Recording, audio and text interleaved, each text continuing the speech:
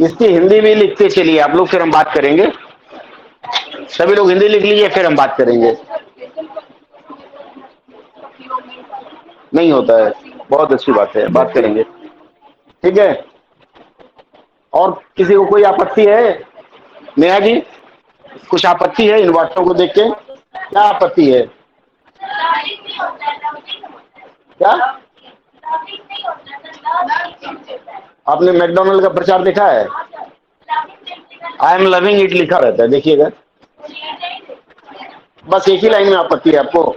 Objection over ruled. और बोलिए।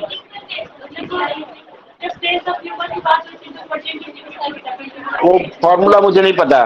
सुनिए, बात करिए, हमसे बात करिए। ये सुनिए, ध्यान से सुनिए। हाँ,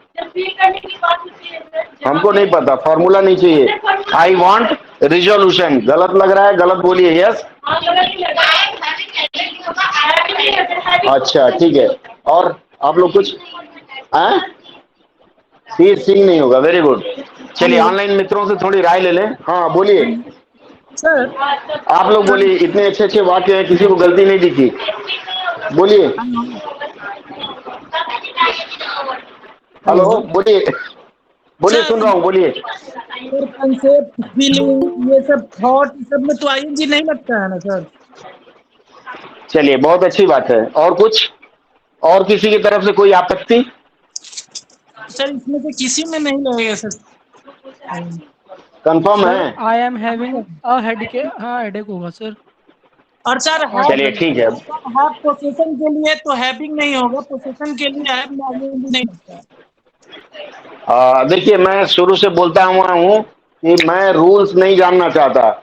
मुझे चाहिए क्या गलती हो बता दीजिए। व्याकरण नहीं आती मुझे, मैं तो छोटे बच्चे जैसा हूँ। सर क्या प्रेजेंट डिफिनिट नहीं कीजिए। चलिए, ठीक है, मैं आप लोगों की बात सुन लेता हूँ। 3 मिनट और है, तब तक मंथन करिए, मैं बाकी लोग आ जाएंगे, फिर हम बात करेंगे। 3 मिनट समय देता हूँ, क्या गलती है उसके बगल में लिख के रेडी रखिए। ठीक है, देखिए, ये जितने भी वाक्य मैंने लिखा है, शुरू करते हैं। 3 लोग और आ गए हैं, उसके बाद हम शुरू करेंगे। इधर आ जाइए, जगह है, आप लोग थोड़ा थोड़ा आगे आ जाइए। देखिए, मैं जिन बातों पे चर्चा कर रहा था। हाँ, बोलिए। देखिए, आज इस सुनिए, केजरीवाल की खांसी हो गई है। ठीक है, मैं जिन बातों पे चर्चा करना चाह रहा हूं, अभी हम शुरू कर रहे हैं। ठीक है, इधर देखिए, टॉक टू दादा, नॉट टू दीदी।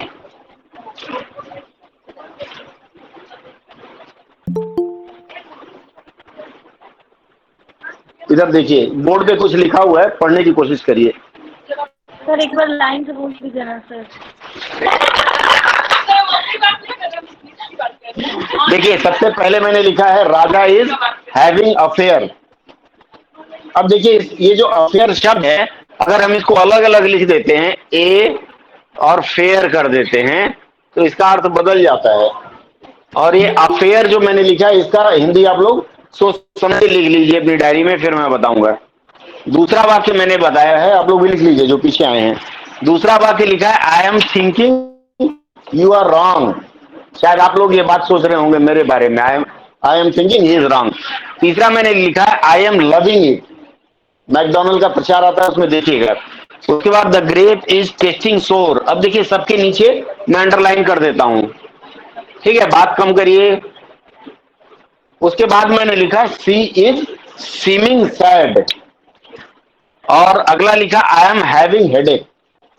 अक्सर बोलचाल की भाषा में या जब हम बात करते हैं तो अपने दोस्तों से या किसी से कह देते हैं doctor I am having a headache, या doctor I am having fever, या अपने दोस्त से कह देते हैं friend I am having fever. और मान लीजिए बोलचाल की बात करें तो आपके किसी मित्र से आपकी भेंट हुई, शादीशुदी नई नई हुई है, चाहे आप लोग ऑनलाइन जो है, नई शादी हुई है, 4-5 साल बाद मिले, तो पूछ ही लेते हैं how many kids you have.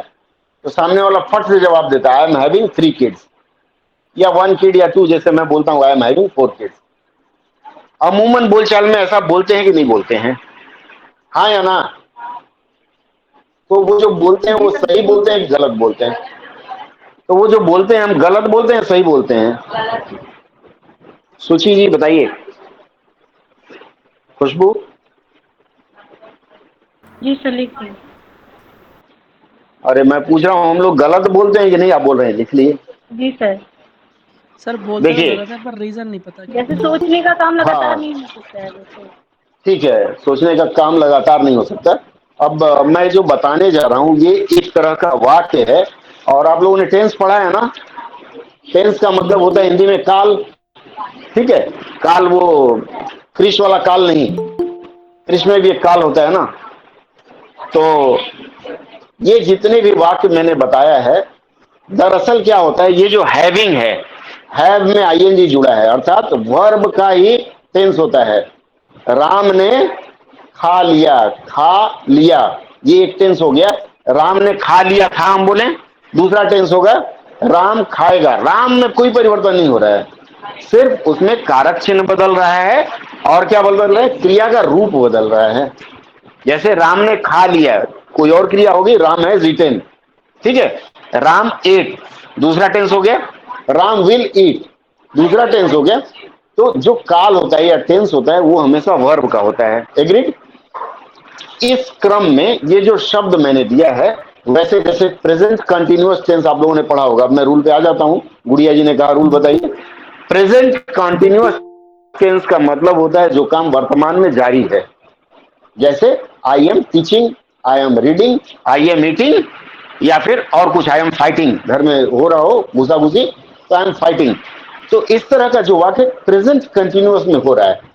लेकिन कई ऐसे वाक्य हैं हिंदी में, अंग्रेजी में बात करें तो अंग्रेजी में कई ऐसे वाक्य हैं जिनमें इस तरह के जो शब्द हैं, आई एम हैविंग, सीमिंग, ऐसे वर्ब में आईएनजी प्रेजेंट कंटिन्यूअस में नहीं लगाते हैं।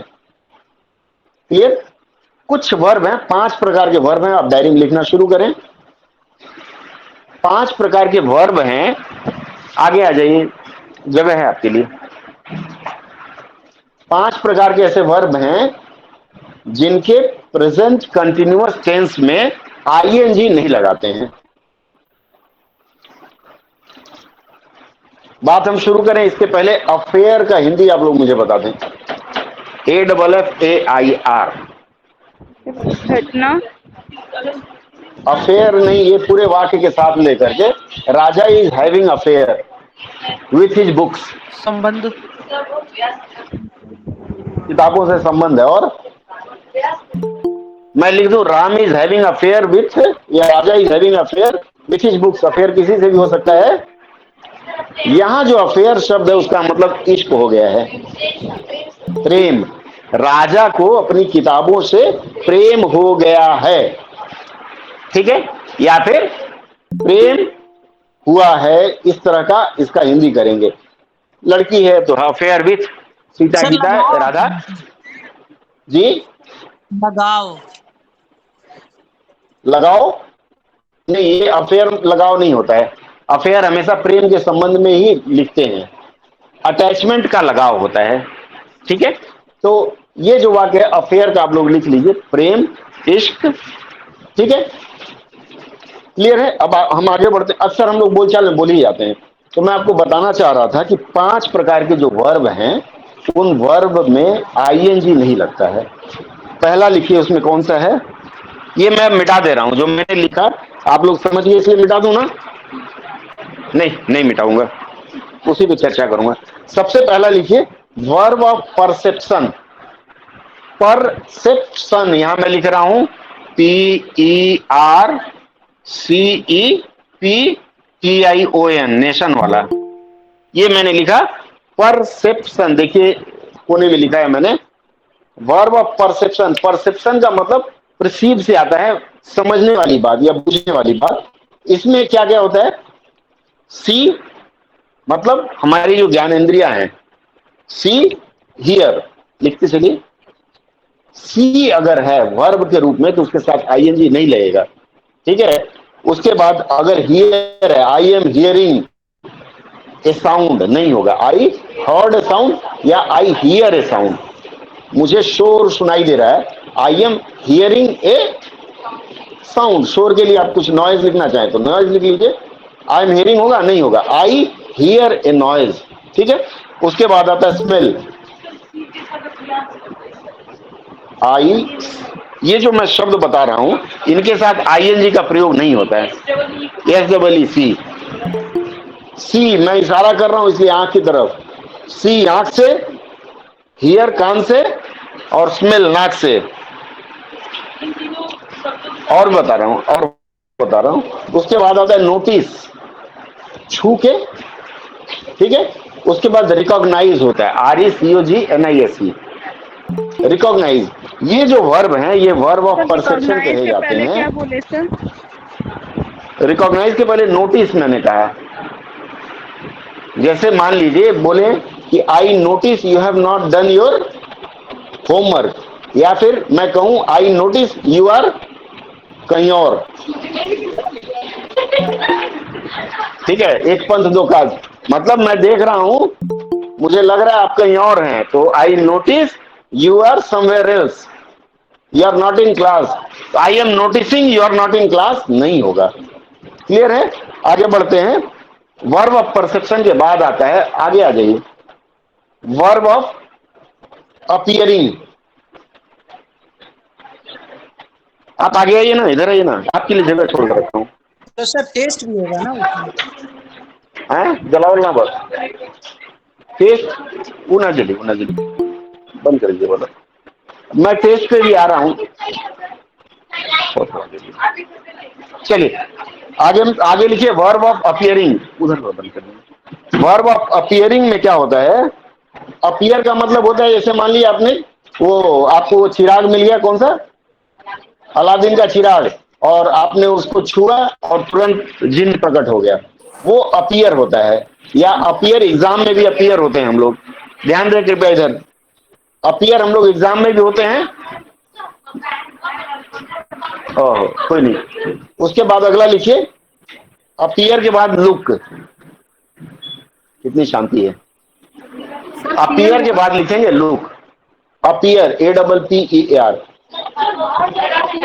अपीयर है। सुनिए फिर से मैं क्लियर करता हूं, मैं ये जो वर्ड बता रहा हूं, जो शब्द बता रहा हूं, जब ये वर्ब के रूप में प्रेजेंट कंटिन्यूअस में प्रयोग होते हैं तो इनमें आईएनजी नहीं लगता है। जैसे मैंने बताया कि I am appearing in the class, ये अपीयरिंग वर्ब के रूप में, मतलब मैं क्लास में अपीयर हो रहा हूं, क्लास में आ रहा हूं, तो यहां आईएनजी का प्रयोग नहीं करेंगे तो वाक्य गलत हो जाएगा। हाँ आ रहा हूं। जैसे मान लीजिए विशाल को मैं बोलूं, Vishal you are looking so smart, या Vishal you are looking beautiful. सही है, हम लोग अक्सर बोल देते हैं ब्यूटीफुल, हैंडसम, दोनों चलेगा। लुकिंग नहीं, यू लुक सो हैंडसम होगा। विशाल आप बहुत खूबसूरत दिख रहे हैं। क्लियर है?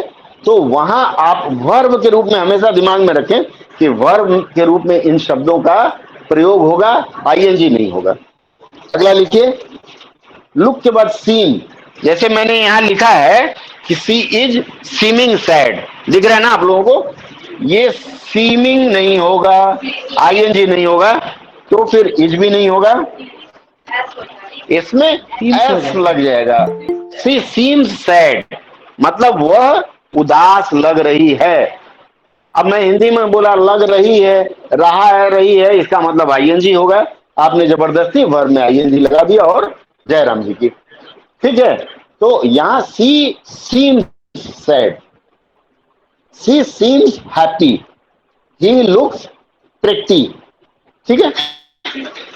अगला है वर्ब ऑफ इमोशन। इमोशन क्या होता है? भावना। अंधेरा आ रहा है, ये वाला जलेगा, ये नहीं चल पाएगा, वो वाला जलेगा नहीं, ये फिर यहाँ बोला कर देता है, नहीं ये वाला जलाइए, वो वाला, ठीक है। चलिए अगला मैं बोलता हूँ, वो वाला बल्ब जलाइए, वो वाला, हाँ वही है, उसको ऑफ कर दीजिए, पीछे वाला, ठीक है। चलिए हम आगे बढ़ते हैं। अगला है वर्ब ऑफ अपीयरिंग, जला दीजिए, सॉरी अपीयरिंग हो गया, वर्ब ऑफ इमोशंस। हाँ सॉरी, इमोशंस में आता है, ठीक है छोड़ दीजिए, फिर जला दीजिए। हाँ, इमोशन में क्या क्या आता है? Want, I am wanting a tea, मैं चाय चाह रहा हूं, I am wanting a tea, नहीं, ठीक है, आई वॉन्ट, इसके बाद wish, I am wishing for your success,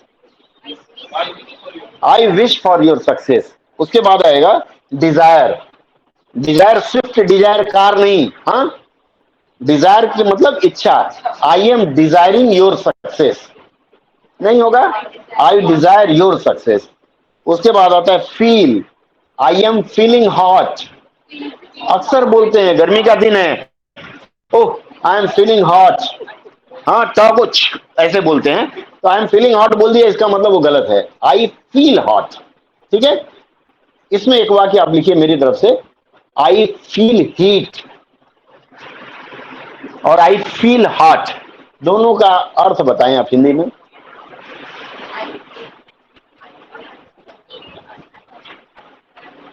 लिखिए लिखिए, ऑनलाइन बोलिए, ऑफलाइन वाले बड़े सुस्त हो गए हैं आज, गर्मी ज्यादा है।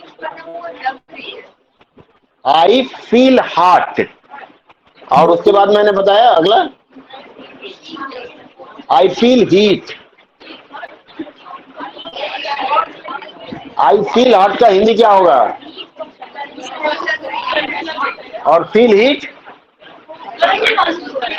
देखिए ये जो हॉट है और हीट है, कहने के लिए एक में गर्मी महसूस हो रही है और एक में गर्म महसूस हो रहा है। ये जो हीट, हाँ ये जो हीट का शब्द है, यहाँ हीट एक प्रोवर्ब की तरह प्रयोग होगा, मतलब यहाँ गर्मा गर्मी चल रही वो मुझे महसूस हो रही है, ठीक है, माहौल की गर्मी मुझे महसूस हो रही है, हाँ वहाँ हीट का मतलब होता है HEAT।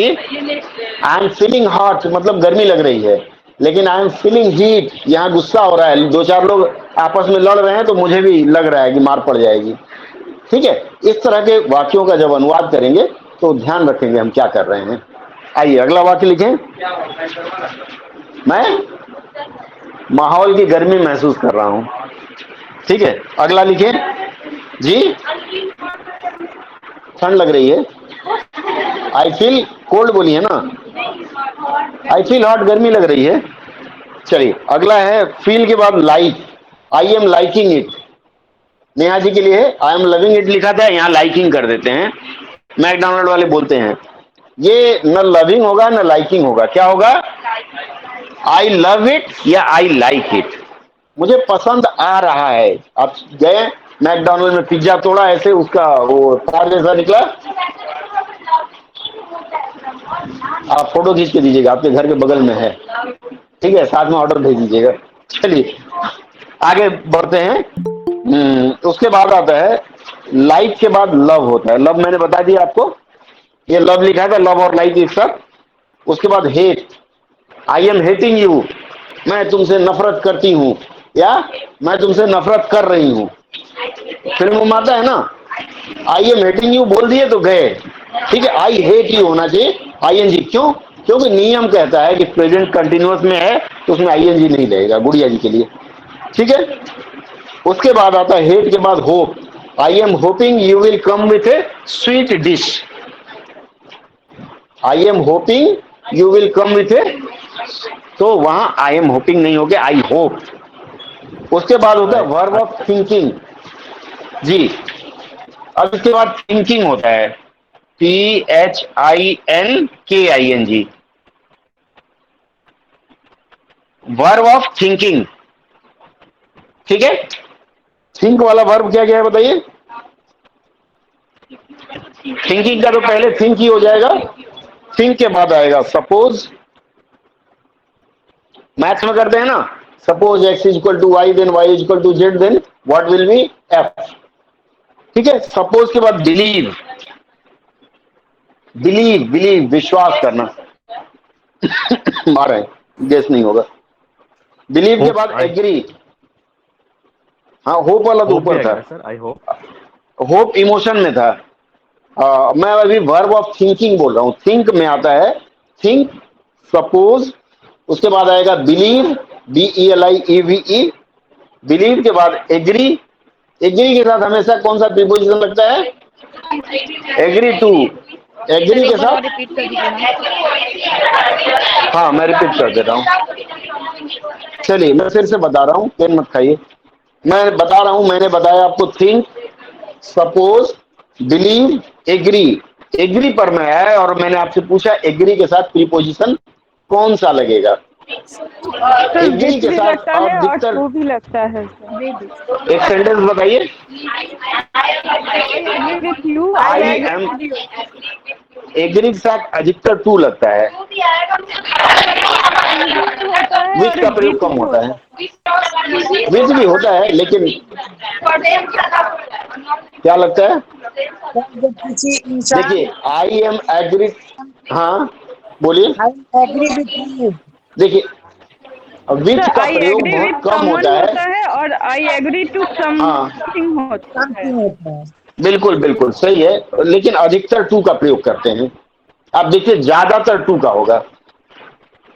Agreeing to your proposal नहीं होगा, होगा। नो अगला सर, लिखिए, एग्री के बाद होता है, एग्री के बाद होता है कंसीडर। कौन, सी ओ एन, कौन मतलब क्या होता है, टू सी ओ एन, कौन का मतलब क्या होता है, यहां लिखा हूं मैं कौन, और उसके बाद साइडर लिख देते हैं, SIDER। कंसीडर एक्चुअल एक वाक्य है, इसको मैं ब्रेक कर रहा हूं, अलग अलग शब्दों का अर्थ पूछ रहा हूं आपसे। इनसाइडर का क्या मतलब होता है, अंदर का, आउटसाइडर बाहर का। कौन साइडर क्या होगा, कंसीडर होगा। कंसीडर में से मैंने पूछा कौन का मतलब क्या होता है, CON। कौन का मतलब होता है धूर्त, धूर्त या मक्कार बोलते हैं ना, ठग जिसको कहते हैं। नहीं नहीं, कॉप तो पुलिस हो जाएगा, मारेगा। सनवार साहब हैं हमारे, पुलिस में है, ऐसे बोलेंगे गुस्सा करेंगे, क्यों सनवार साहब। ठीक है जी सर। चलिए अगला हम लेते हैं। कंसीडर के बाद ट्रस्ट आएगा, ट्रस्ट, TRUST, और ट्रस्ट के बाद आएगा रिमेंबर। बहुत आसान सा है, अगर ये 5 फॉर्मूला आपको याद रहेगा, 5 फिंगर फॉर्मूला, तो आप बोलचाल के साथ साथ लिखने में भी गलती नहीं करेंगे, और लिखने में नहीं करेंगे तो आपका ट्रांसलेशन गलत नहीं होगा। आगे बढ़े, बोलिए सविता जी। सर कंसीडर के बाद क्या बोले सर, एक बार रिपीट कर दीजिए ना। मैंने कंसीडर के बाद क्या बोला, कंसीडर के बाद मैंने ट्रस्ट बोला, और ट्रस्ट के बाद रिमेंबर बोला। ये 4 ग्रुप बताया, 5वां तो बताया नहीं, आप लोग बोल दिए हाँ।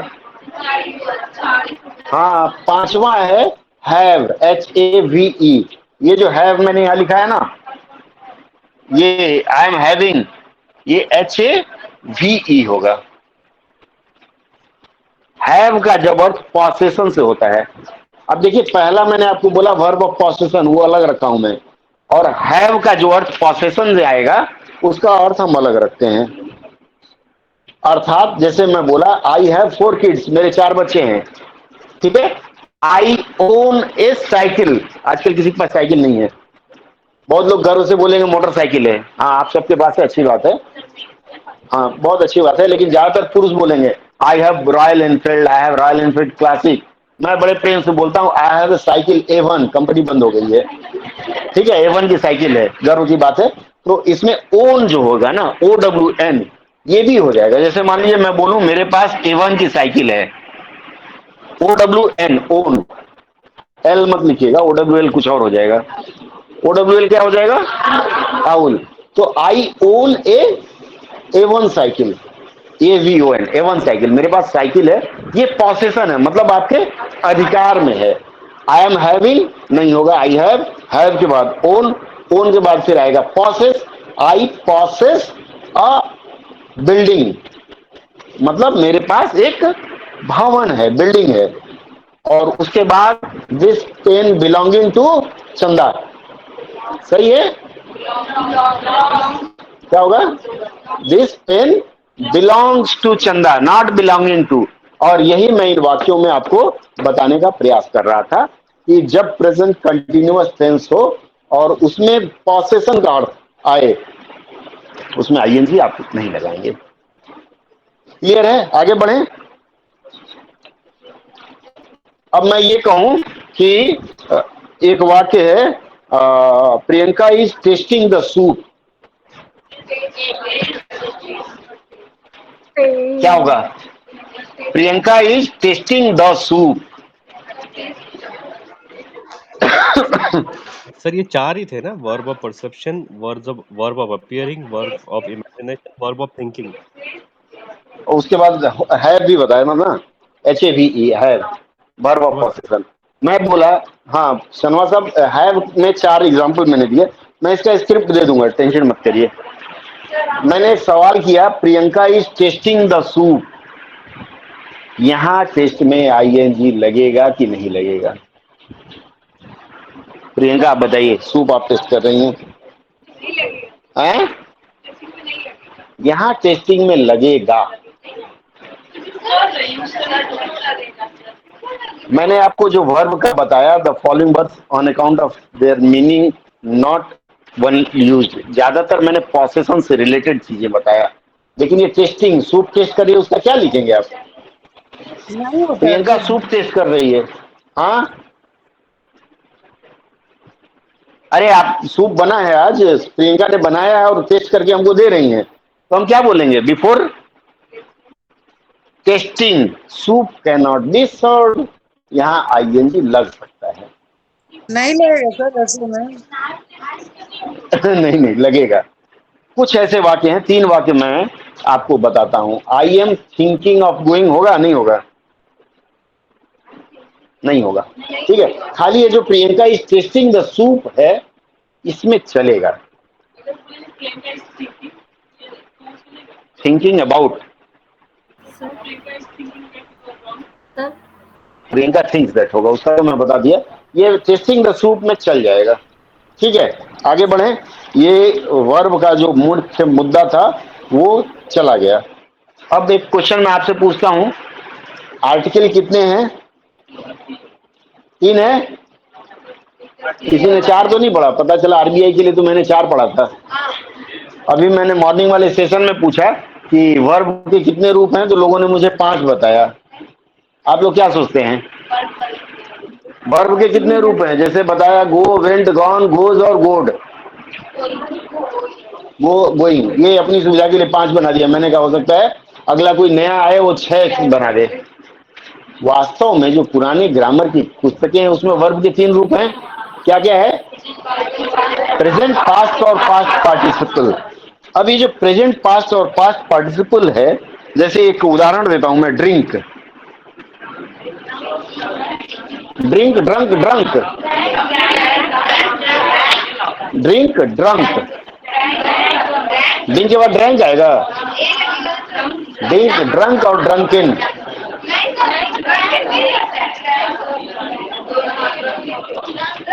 देखिए देखिए मैं बता दूं, प्रियंका जी को संदेह हो रहा है कि EN नहीं होगा। कुछ ऐसे पास्ट पार्टिसिपल हैं जो EN से समाप्त होते हैं, लिख लीजिए आप लोग। क्या हुआ प्रियंका, ये मिला? ड्रंक नहीं होता है। मैं जो बता रहा हूं वो लिख लीजिए, ठीक है। मैं कुछ अलग बता रहा हूं आपको। पहला मैंने बताया ड्रिंक, ड्रंक, ड्रिंक, ड्रंक। मैंने बताया ड्रिंक, ये विशेष मामले में होते हैं, ये आपको बाद में पता चलेगा। ड्रिंक, ड्रंक और ड्रंकिन, EN से समाप्त होता है। दूसरा बता दूं, मेल्ट का क्या होगा? मेल्ट, MELTED, मेल्टेड और मॉल्टेन, लाल्टेन से मॉल्टेन हो गया। ये आप लोगों ने नहीं पढ़ा होगा, ये मॉडर्न इंग्लिश में नहीं है, पढ़ेंगे। उसके बाद है शेव, शेव का क्या होगा? शेव्ड और शेवेन। ये कुछ विचित्र टाइप के हैं जो आपको जानना चाहिए, ठीक है। उसके बाद आता है प्रूव,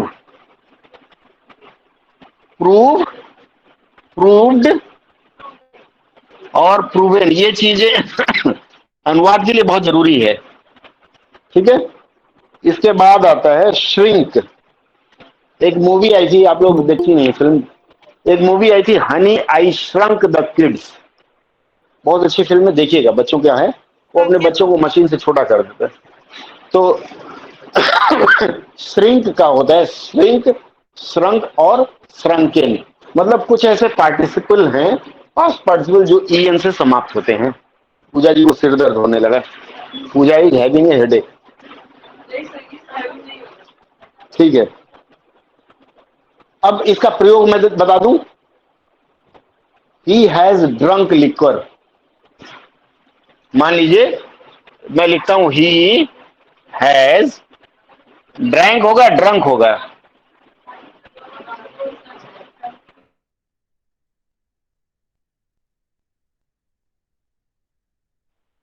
सर वीडियो स्टक हो गई।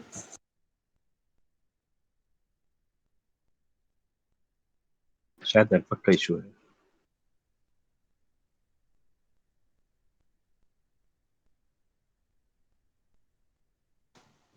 Hello sir.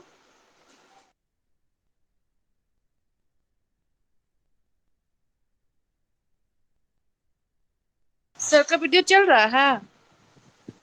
नहीं हैंग हो गया। गया है।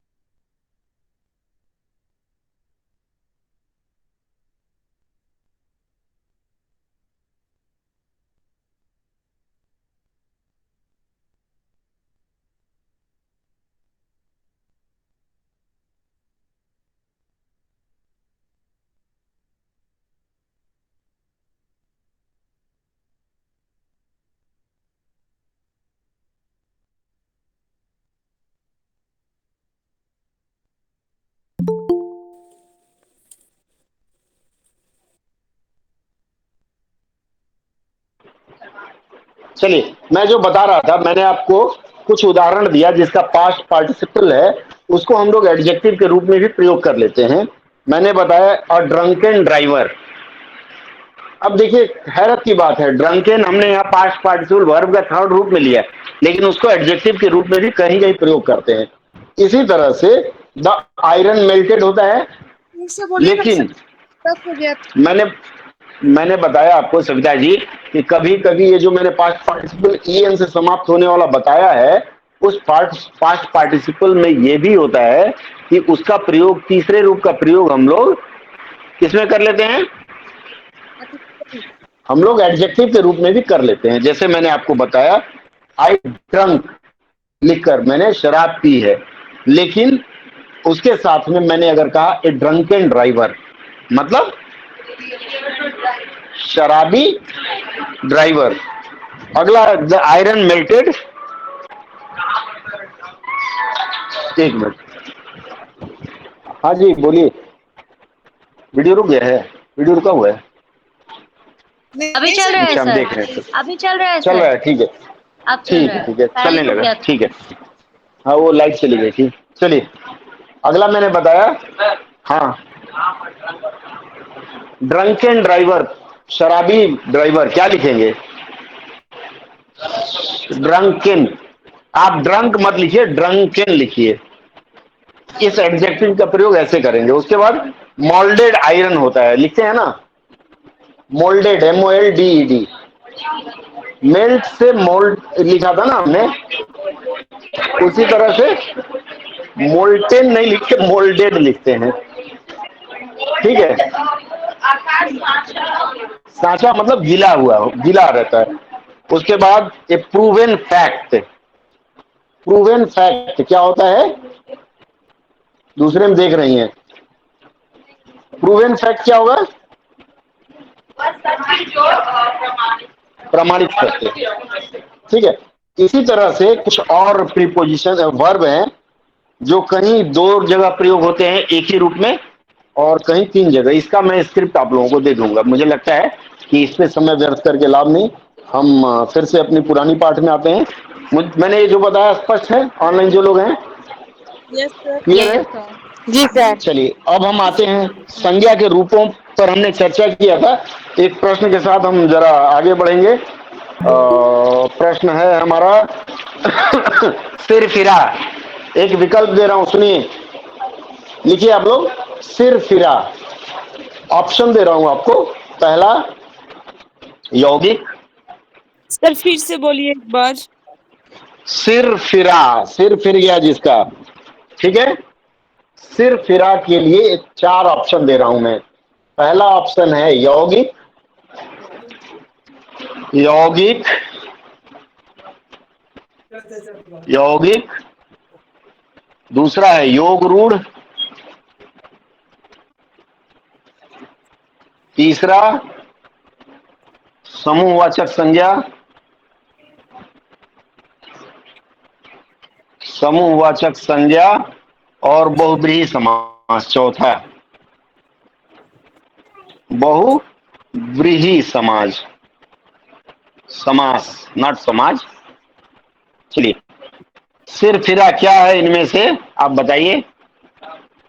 बहुब्रीहि समास। सिर फिरा मतलब जिसका सिर फिर गया हो। तो क्या होगा यौगिक इसमें?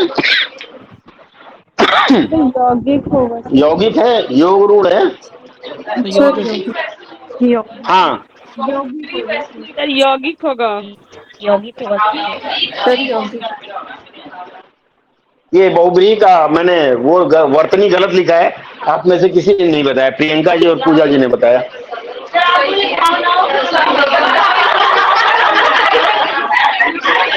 ठीक है, चलिए। अब ये लोग भावनाओं को समझ गए, वो नहीं समझे। नहीं, ऐसी गलती इशारा कर दीजिए। ठीक है, इसकी रिकॉर्डिंग हो रही है इसलिए इस तरह की चीजें ठीक नहीं है। चलिए, अब इस चारों में से क्या होगा? सिर फिरा, यौगिक, कौन सा होगा? बहुब्रीहि समास। कितने लोग हाथ खड़ा कर रहे हैं ऑनलाइन? कोई नहीं, वेरी गुड। आप में कितने लोग? हम नहीं है। अच्छा, एक आप लोग दोनों हो सकता है। ठीक है। बहुब्रीहि के साथ सिर्फ 4 लोग मुझे मिले। और कोई जल्दी से बोली लग रही है। यौगिक के साथ कितने लोग हैं? सर। आप लोग हम किसी के साथ नहीं है। यौगिक। अच्छा, यौगिक 4 लोग हैं, सब फेल हो गए। योग रूढ़ के साथ कितने लोग हैं? ऐसा है, ये जो शब्द मैंने बताया, ये शब्द न यौगिक है न योग रूढ़ है, योग रूढ़ नहीं है। ये बहुब्रीहि समास है। ये मैंने पिछली कक्षा में आप लोगों को स्पष्ट किया था। इसका मतलब हुआ कि घर जाने के बाद आप लोग पढ़ते नहीं हैं। बहुब्रीहि समास से सिर फिरा। समाज सॉरी, प्रियंका जी को आपत्ति है कि समाज नहीं पढ़ाए थे।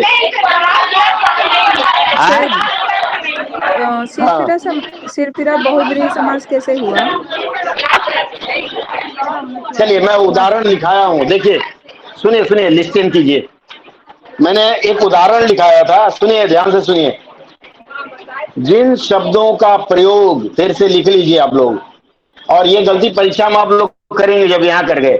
जिन शब्दों का प्रयोग केवल विशेषण के रूप में हो, उन्हें योग रूढ़ नहीं मान सकते।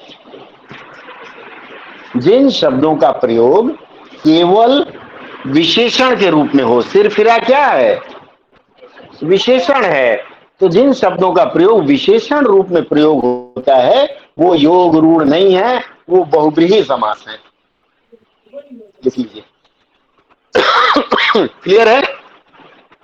सर एक बार और Yes, no, very good. बहुब्रीहि समास में ही आएगा। हमेशा ऐसे शब्द जिनका प्रयोग विशेषण के रूप में हो वह योग रूढ़ नहीं होगा, वह बहुब्रीहि समास होगा। जैसे मान लीजिए मैं एक शब्द बताता हूं, मैंने पीताम्बर ओढ़ ली, सिरफिरा का तीसरा अर्थ नहीं निकलेगा। ऐसे शब्द जब मैं समास में आऊंगा तो बताऊंगा कि ऐसे शब्द जिनका विशेषण के रूप में भी प्रयोग हो और जिसका अलग अर्थ निकले वो आएगा बहुब्रीहि समास में। अब जैसे मैं एक उदाहरण देता हूं, मैंने पीताम्बर ओढ़ ली, आपके लिए पहन के आई है, आपके लिए है, पीताम्बर ओढ़ ली, एक इशारा किया है मैंने, आप लोग समझ पाए तो समझ सकते हैं, आप भी पीला पहन के आई आप समझ पाएंगे। मैंने पीताम्बर ओढ़ ली और मैंने पीताम्बर की पूजा की। क्यों हुआ कि इस बार 2019 वाले एसएससी में आया था, सॉरी इस बार वाले में आया था। मैंने पीताम्बर ओढ़ ली, इसमें ये पीताम्बर कौन सा शब्द है? सर कपड़े के पीला वस्त्र के लिए है, तो ये क्या है, विशेषण होगा या बहुब्रीहि समास होगा? सर विशेषण है। ये जो पीताम्बर मैं बोल रहा हूं ये पीला वस्त्र है, अर्थात वस्त्र की विशेषता बता रहा है, यह विशेषण है। लेकिन जब मैं कहूं मैंने पीताम्बर की पूजा की, पीताम्बर मतलब जो पीला कपड़ा पहनता है भगवान विष्णु, महिलाएं करती है ना थर्सडे को, ठीक है, तो मैंने पीताम्बर की पूजा की, वहां पीताम्बर बहुब्रीहि समास है और इसी रूप में पूछा गया था इस बार। तो यह प्रश्न दिमाग में बिठा कर रखिए, संज्ञा हो जाएगा ना। मैंने पीताम्बर की पूजा की संज्ञा हो जाएगा, लेकिन समास में भी ये आता है, बहुब्रीहि समास में आता है। और मैंने आप लोगों को बताया था पिछली कक्षा में, मैंने ये बताया था कि जो योग रूढ़ है, फिर आप बताया तो बहुब्रीहि समास।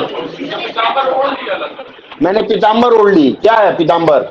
विशेषण है, विशेषण मानेंगे पीताम्बर ओढ़ ली को। पीताम्बर ओढ़ ली ये विशेषण ही है, ये बहुब्रीहि में नहीं जाएगा। हाँ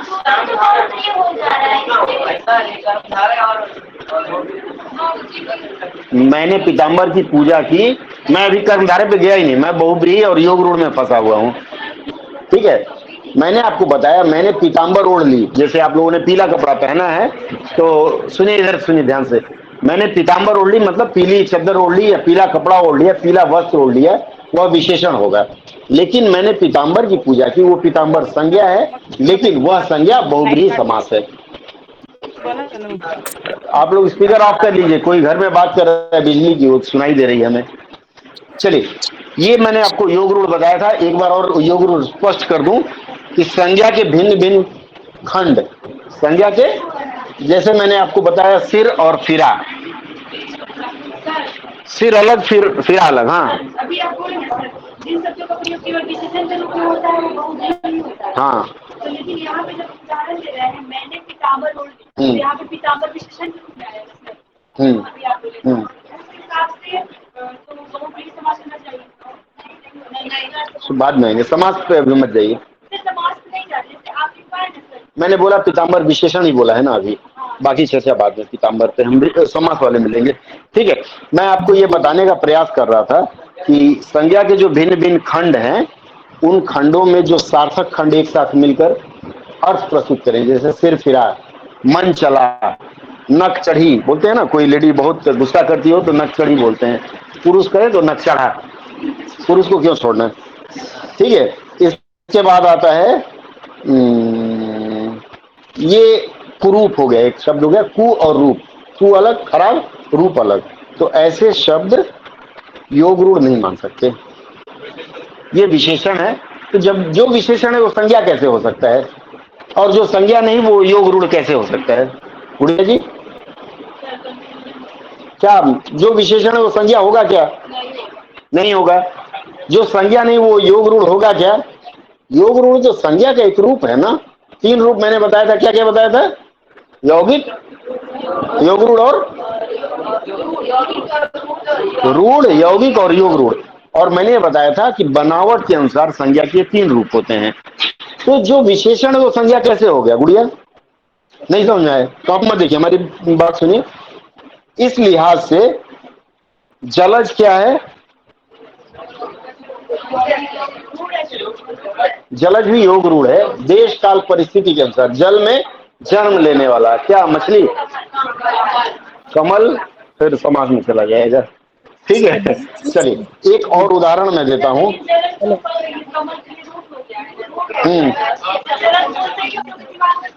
ठीक है, देखिए मैं एक चीज और बताने, आवाज नहीं आ रही, कौन बोल रहे हैं?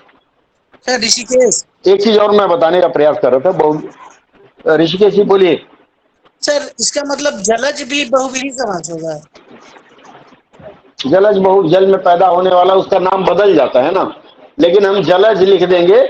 मछली एक जलज प्राणी है, जलज, जल में जन्म लेने वाली, तब वो योग रूप में आएगी। ठीक है, हाँ वो बहुव्रीहि समास, पीताम्बर भगवान विष्णु अर्थ बदल जाए। अब मैं एक बात और स्पष्ट कर देता हूँ, ये सुन लीजिए, ये याद आ जाएगा आप लोगों को। बहुव्रीहि समास का प्रयोग हमेशा संज्ञा की तरह होता है। यहां से आपके सारे कॉन्सेप्ट क्लियर हो जाने चाहिए। बहुव्रीहि समास का प्रयोग संज्ञा की तरह होगा। मैंने गजानन की पूजा की, गजानन कौन है? भगवान गणेश, बहुव्रीहि समास। विशेषण भी होता है, और मैं दूसरा बता रहा हूं कि बहुव्रीहि समास बड़ा कंफ्यूजिंग है। तो एक सूत्र ये पकड़ लीजिए कि बहुव्रीहि समास का प्रयोग संज्ञा के रूप में भी होता है। जैसे मैंने गजानन की पूजा की, गजानन भूत गणाधि वो बोलते हैं, या मैंने दशानन को देखा। ठीक है, तो दशानन क्या है? यहाँ संज्ञा रूप में प्रयोग होता है। ठीक है, और मैंने एक चीज और बताया कि बहुव्रीहि समास किसी संज्ञा का विशेषण हो सकता है। अरे तुम तो कंस मामा लग रहे हो, यहाँ जो कंस है वो मामा का विशेषण है, तो वो कंस किस रूप में जाएगा? बहुव्रीहि समास में। इस समास में आएंगे तो हम अच्छे से इस पर चर्चा करेंगे। अब हम आते हैं इसके बाद संज्ञा का शुद्ध प्रयोग कैसे करें। अब यहां से आपका अनुवाद का एक बेसिक चैप्टर फिर आ जाएगा। बेसिक चैप्टर इस तरह से, जब हम लोग अनुवाद करते हैं, ट्रांसलेशन करते हैं, तो हम अंग्रेजी में लिखते हैं सब्जेक्ट, ये प्लस वर्ब प्लस ऑब्जेक्ट, यही लिखते हैं ना। मैं हमेशा आपको बताता आया हूं कि कोई भी वाक्य आपको मिले अनुवाद के लिए, तो सबसे पहले उसमें सब्जेक्ट पहचानने का प्रयास करिए।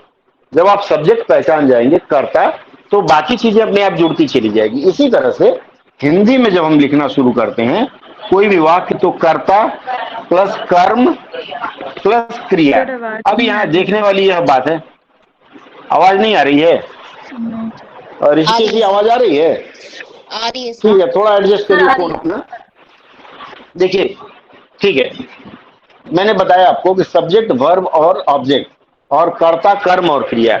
ये जो पाठ मैं अभी बताऊंगा आपको, दिमाग में बांध लीजिए कि अगर ये पहचानना सीख गए तो 3 फायदा होगा। पहला, अनुवाद में आपको फायदा होगा, क्योंकि सब्जेक्ट आप पहचान गए तो आराम से अनुवाद कर लेंगे।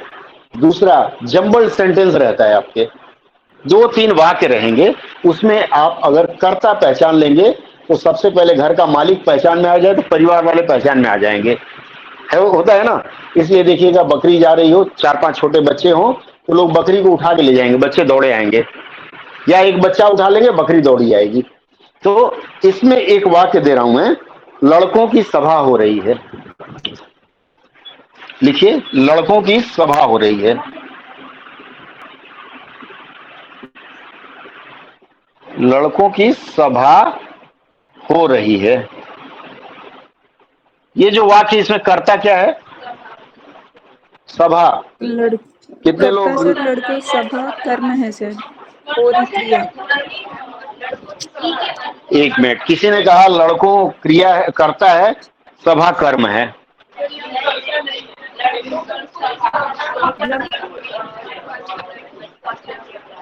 बहुत कठिन प्रश्न मैंने कर दिया आप लोगों से। यहाँ कर्ता की पहचान कैसे हो?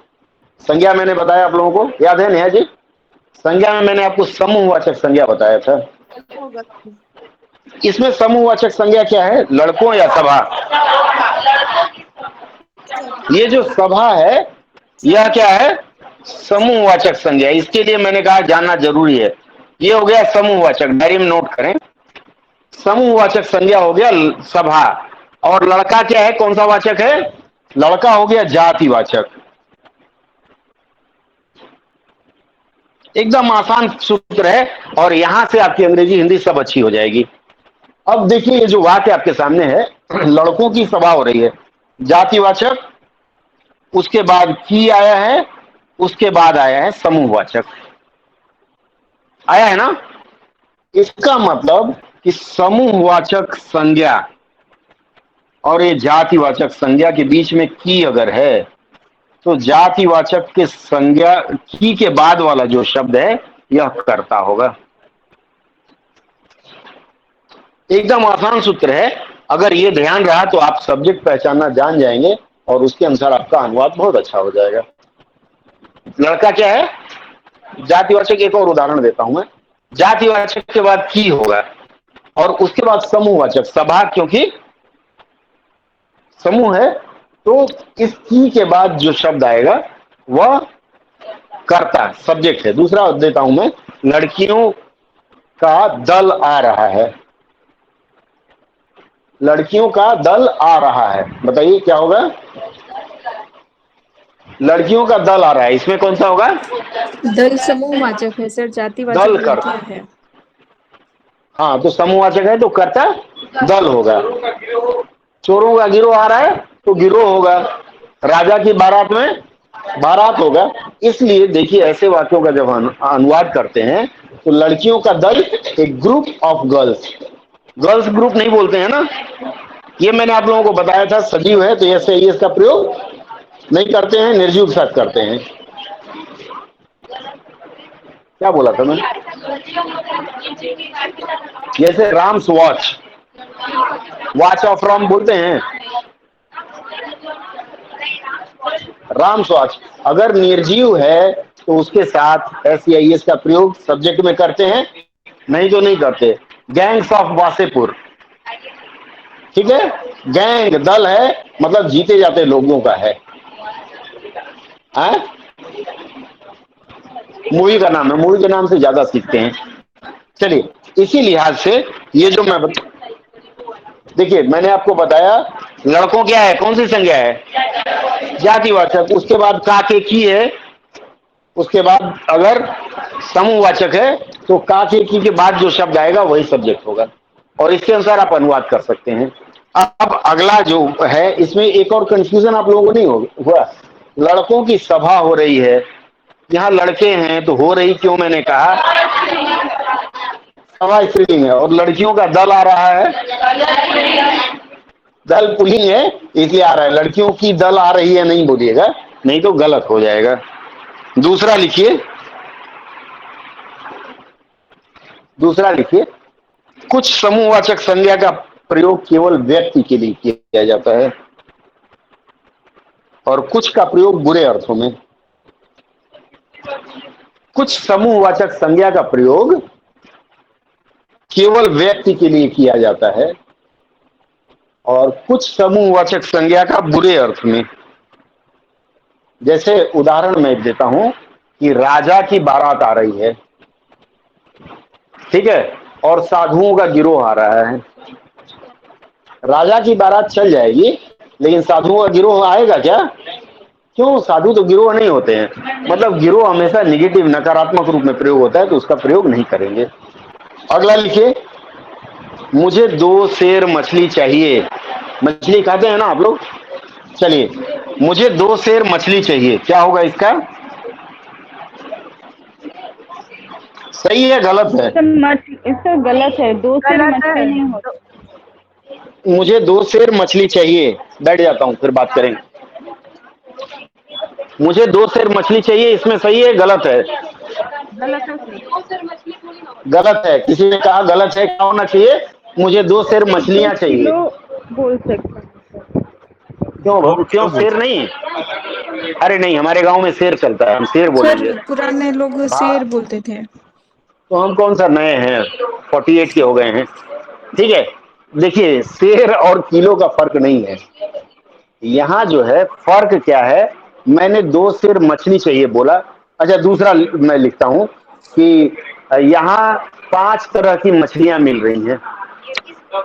इन दोनों वाक्यों में कौन सा सही है कौन सा गलत है, दोनों सही है सर, मैं बताऊं। दोनों सही, हाँ बोलिए।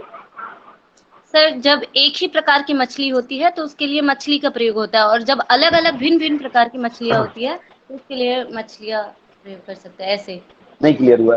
चलिए, ये तो आपने मैं दूसरे ढंग से बताया। पहला लिखिए। नहीं, मैं बताता हूँ। देखिए, यहाँ जिस चीज को हम तौल सकते हैं, वजन कर सकते हैं, वो कौन सी संज्ञा, कौन सी वाचक है? द्रव्यवाचक संज्ञा। तो कहा जाता है कि द्रव्यवाचक संज्ञा के साथ, लिख लीजिए, द्रव्यवाचक संज्ञा के साथ परिमाणवाचक विशेषण का जब प्रयोग होता है, वैसे लिखिए, द्रव्यवाचक संज्ञा प्लस परिमाणवाचक विशेषण। द्रव्यवाचक संज्ञा प्लस परिमाणवाचक विशेषण, तो वह बहुवचन नहीं होगा।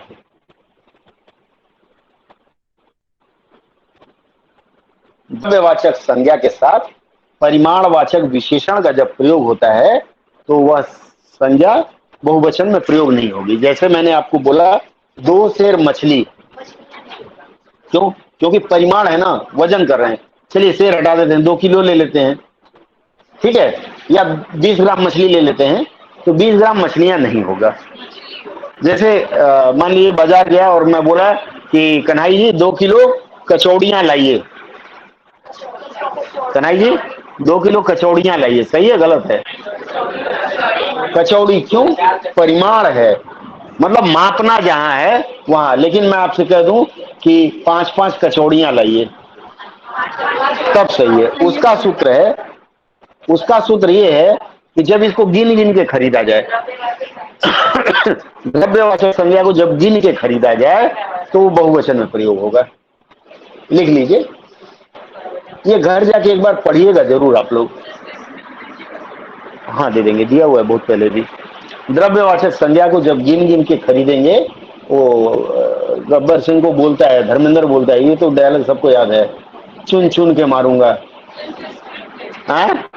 अरे शोले का स्क्रिप्ट आपको कहाँ से दूंगा? बताइए, मैं बोल रहा हूँ धर्मेंद्र का डायलॉग है तो बोल रहे स्क्रिप्ट दे दीजिए। फिर से बोल दे रहा हूँ कि द्रव्यवाचक संज्ञा के साथ जब परिमाणवाचक विशेषण हो तो उसका बहुवचन नहीं होता, लेकिन अगर गिन गिन के उसका प्रयोग होता है तो उसका बहुवचन में प्रयोग होगा। जैसे मैंने 2-2 मछलियां खरीदी, संख्यावाचक हो सर। संख्यावाचक हो गया। आगे बढ़े। भोजन के अर्थ में द्रव्यवाचक संज्ञा का प्रयोग बहुवचन में नहीं होता है। भोजन के अर्थ में द्रव्यवाचक संज्ञा का प्रयोग बहुवचन में नहीं होता है। ये एकदम बहुत गोल्डन फॉर्मूला है, अगर याद रहेगा तो वाक्य की त्रुटि पहचानने में 1 मिनट गलती नहीं होगी।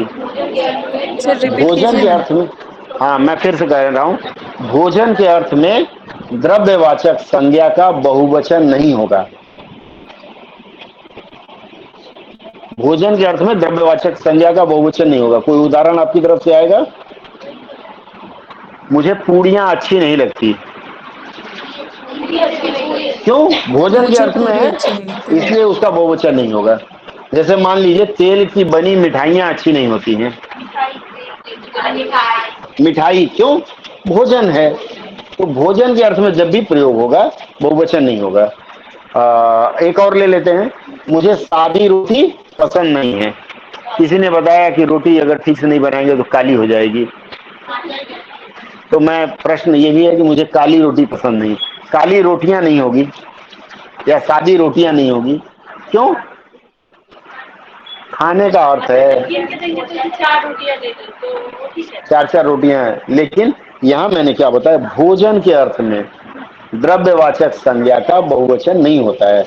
तो मुझे सादी रोटी पसंद नहीं है, सादी रोटियां लिखेंगी तो गलत हो जाएगा।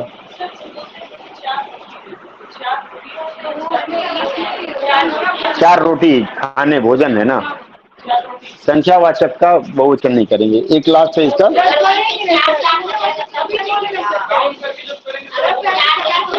जब गिन के देंगे तो बहुवचन होगा, लेकिन भोजन के अर्थ में अगर हम लिखेंगे मुझे रोटियां खानी है, मुझे 4 रोटियां खानी है, तब नहीं होगा।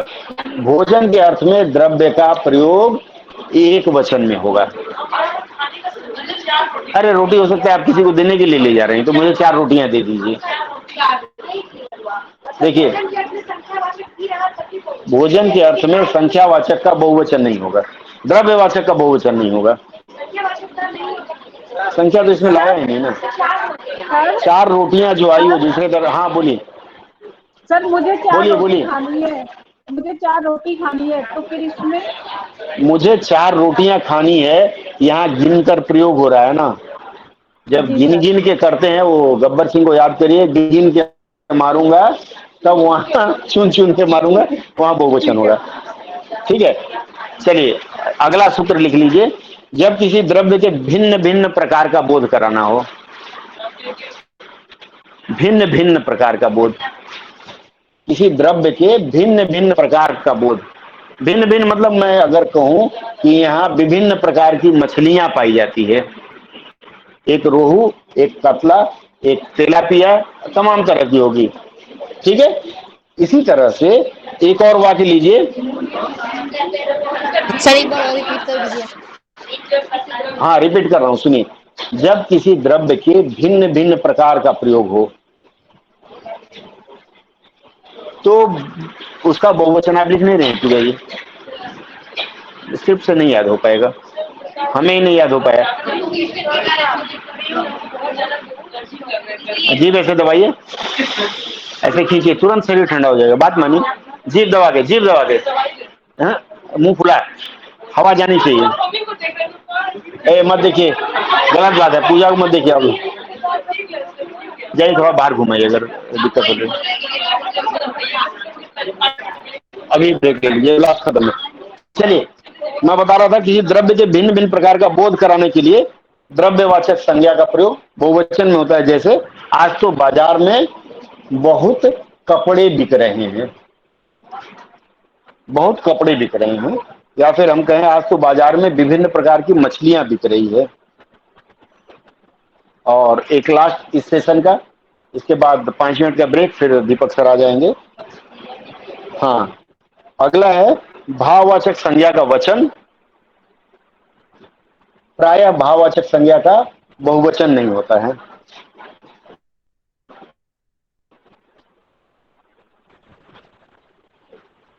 प्रायः भाववाचक संज्ञा का बहुवचन नहीं होता है। जैसे उदाहरण दें तो मेरी भावनाओं का कद्र तुमने नहीं किया, भावना का, मेरे प्रेमों का सिला तुमने ये दिया।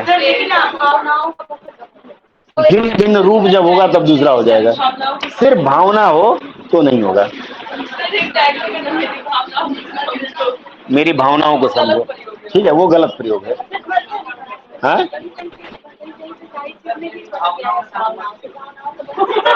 क्या बोल रहे हैं? जब खाली भावनाओं लिखा रहेगा तो उसमें दुख, रोग, शोक, भय सब आ जाएगा। आपका लाइन सही, लेकिन मैं जो बोल रहा हूँ मेरी भावनाओं को समझो, तो वो भावनाओं नहीं होगा, वहां भावना होगा। या तो दुखी होके बोल रहा है या खुशी होके बोल रहा है, तो ये नहीं होगा। ठीक है, संज्ञा के प्रयोग का यह सत्र हम आधे में खत्म कर रहे हैं।